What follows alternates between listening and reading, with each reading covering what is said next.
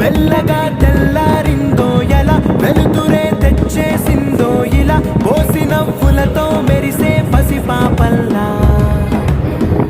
చేదతో బావులలో గలగల చెరువులో బాతులై